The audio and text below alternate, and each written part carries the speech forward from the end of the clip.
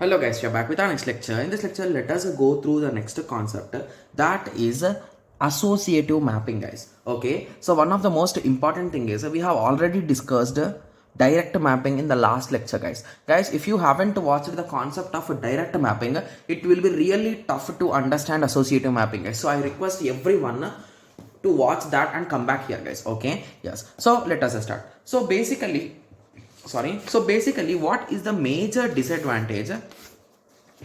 Okay, so what is the major disadvantage with respect to direct mapping, guys?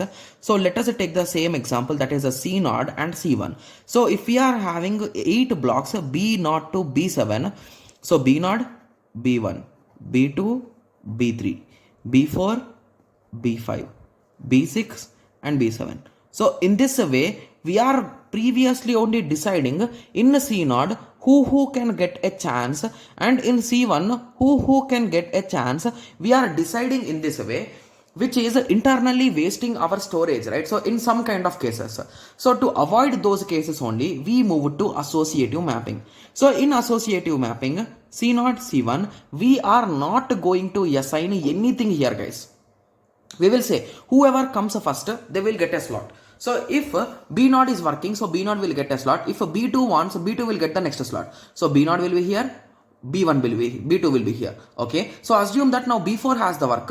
So who is having not work, they will leave.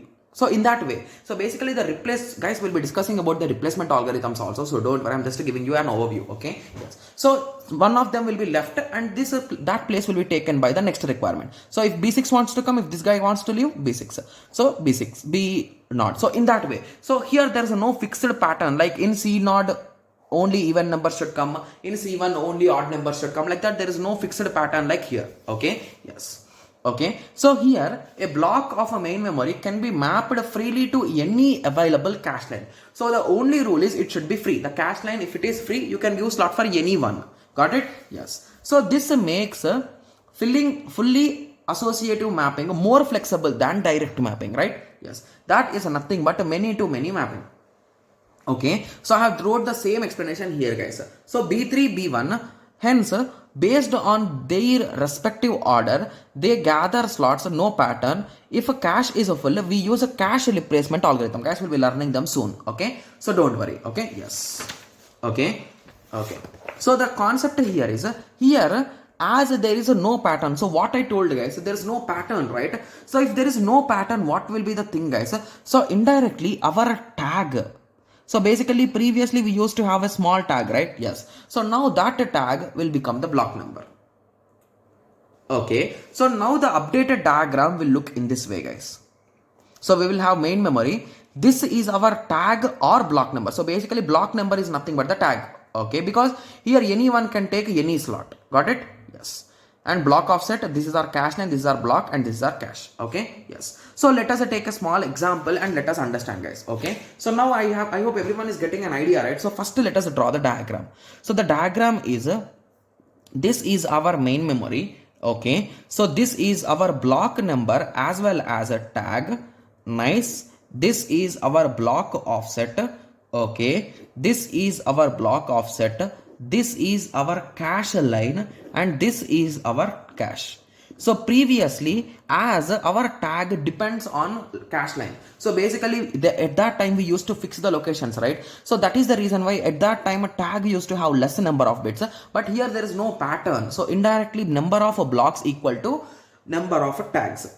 Got it? The tag bits. Okay. Yes. So assume that in the question they gave. So, okay, so in the question they gave main memory is equals to 128 KB.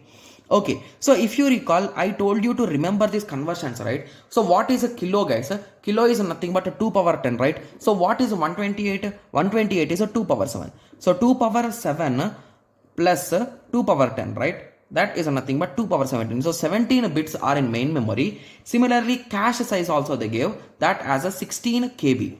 That is nothing but it is a 2 power 4 plus a 10. That is a 2 power 14. Similarly, block size also they give. That is nothing but a block offset. That is a 256 bytes they give. That is nothing but a 2 power 8.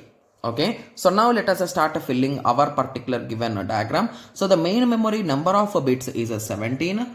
Nice. The number of bits in a cache is 14.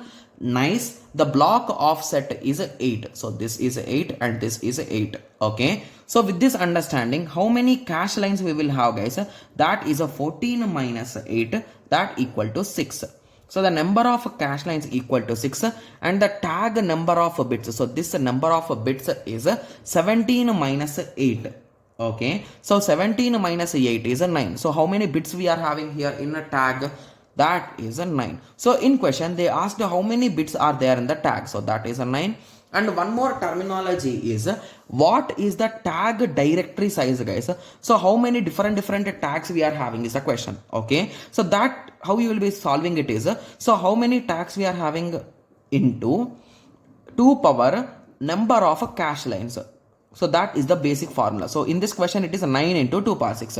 So if you want me to write the formula, it is a tag into 2 power number of cache lines or number of bits in cache lines. So that is the formula. Okay. Yes. So now I hope everyone got a clear idea with respect to this, right? Yes. So did anyone find any disadvantage with respect to this method, guys? So if you observe carefully, okay, so indirectly the block number equal to tag, right? So isn't it more freedom? So basically we gave over freedom, right? So here we are not forcing anyone to go into their respective slot. So they gave freedom. So that is also an issue. Okay. So as here in associative, we gave full freedom, which made a tag bit equal to number of bits. Hence, which is not an ideal case. So basically this is also an issue. So that is the reason why we created set associative mapping, guys. So this is the final mapping and which we use even nowadays. Okay. Yes. So I hope everyone got a clear idea with respect to associative mapping. So first we discussed what is associative mapping, then the structure, then the problem. Okay. So in the next lecture, let us discuss about a set associative mapping. Okay. Yes. So I hope everyone got a clear idea with respect to this lecture. So in the next lecture, let us continue with the next topic. Thank you. Thanks for watching. Like, share and subscribe for more awesome videos like this. Thank you.